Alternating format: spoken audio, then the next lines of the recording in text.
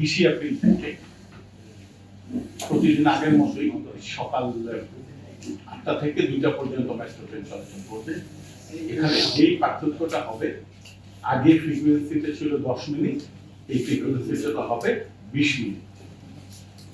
এই জিনিসটা তো ক্লিয়ার হয়েছে যে মেট্রো রেল আগের মতো আগের সময়সূচি অনুযায়ী চলাচল করবে, কিন্তু যে ফ্রিকোয়েন্সিটা হবে অর্থাৎ দুইটা ট্রেনের ভিতরে যে ইন্টারভেল হবে, আমরা যেটাকে হেডওয়ে বলি, এটা 10 মিনিটের পরিবর্তে 20 মিনিট হবে। এটা গেল একটা। 2 নম্বরটা হচ্ছে যে ঈদের দিন যেহেতু সবাই ঈদের জামাতে ব্যস্ত থাকবে, ঈদের কুশল বিনিময়ে ব্যস্ত থাকবে, সেই জন্য ট্রেনটা সকালবেলা চলাচল করবে। তবে ঈদের বন্ধের সময় প্রতিদিনই মাত্র চলাচল করবে।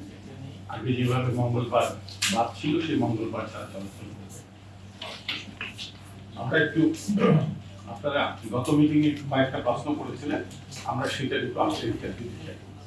প্রথম হচ্ছে যে আমাদের আগারগাঁও থেকে মতিঝিল পর্যন্ত এই সময়ে আমাদের মেট্রো ট্রেনের যে পারফরমেন্স টেস্টটা এটা আমরা শুরু করতে চাই। এই শুরু করার জন্য আমাদের যে কাজটা আমরা বলি, এটা জুলাই মাসে আমরা এই পারফরমেন্স টেস্ট শুরু করব।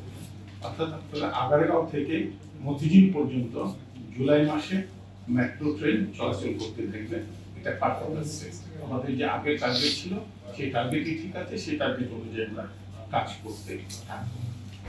আপনারা জানেন যে আমাদের সচিবালয়ের যে মেট্রো স্টেশনটা আছে, তার স্কাইওয়াক এবং ফুটপাথের কিছু অংশ সচিবালয়ের যে অভ্যন্তরে পড়বে, খুবই সামান্য একটা অংশ, অথবা 2 ফিট সর্বোচ্চ একটা জায়গায় আছে, একটু বেশি।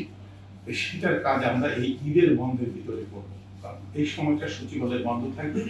এই অংশে আমরা ভিতর দিকে একটা ফেন্সিং দিয়ে দিব, দিয়ে এই বাহিরের যে দেওয়ালটা আছে এটা আমরা অপসারণ করি, এই জায়গার কাজটা আমরা অব্যাহত করি।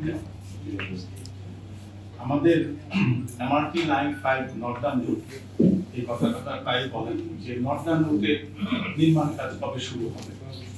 আমরা যে পর্যায়ে আসছি, আগামীকাল আমাদের একটা বোর্ড মিটিং আছে। এই বোর্ড মিটিং এ আমরা আশা করছি যে আমাদের যে প্রথম প্যাকেজ CP01 এটা অনুমোদিত হবে। এটা অনুমোদন হওয়ার পরে আমাদের প্রত্যাশা যে আমরা জুলাই মাসে, এই বছরের জুলাই মাসে এমআরটি লাইন 5 নর্দার্ন রুটের আমরা নির্মাণ কাজ শুরু করতে পারবো, যেভাবে আমরা এমআরটি লাইন 1 এর নির্মাণ কাজ আমরা শুরু করেছি, এবং আপনারা সেখানে গেলে দেখতে পারবেন যে সেখানে নির্মাণ কাজটা চলছে। তো যিনি দেখেন, উনি এই মুহূর্তে দেশে নাই, উনি উমরা করতে গিয়েছেন। এটা যদি সামনের মিটিং এ প্রশ্ন করে তাহলে একটু বিস্তারিত। স্যার, লাইন 4 এর কি পিডি নিয়োগ হয়েছে? লাইন 4 যিনি দেখেন বলেছেন, লাইন 4টা জি অফিসার দেখেন, স্যার এখানে একটা উমরা করতে গিয়েছেন।